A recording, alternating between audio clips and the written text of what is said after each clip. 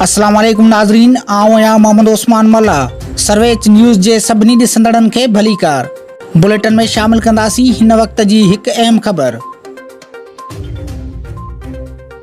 Pakistan Tehreek Insaf youth wing ज़िला मटियारी जे अॻवाननि general secretary Deepak Kumar Jairamani, senior नायब सदर अजहर हुसैन मल्ला, नायब सदर Shamir Malla, deputy general secretary Sajjad Sand, इतलात सेक्रेटरी अली असगर सांद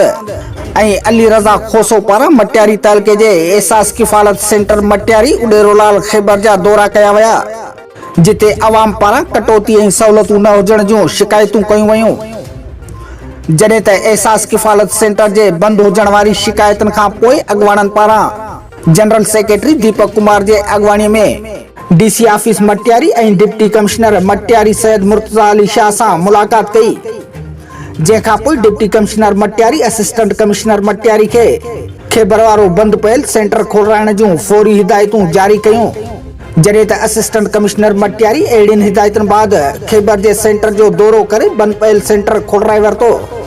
उन मौक़े ते यूथ विंग जे अॻवाननि मीडिया सां ॻाल्हाईंदे चयो त असां शुक्रगुज़ार आहियूं डीसी मटियारी जा, जे अवाम जे शिकायतुनि ते फौरी नोटिस वठी बंदि पयल सेंटर खोलायो आहे ऐं उहा पिणु ख़ातिरी कराई आहे त सेंटरनि ते एजेंटनि पारां कटौती कंहिं बि सूरत में बर्दाश्त न कई वेंदी।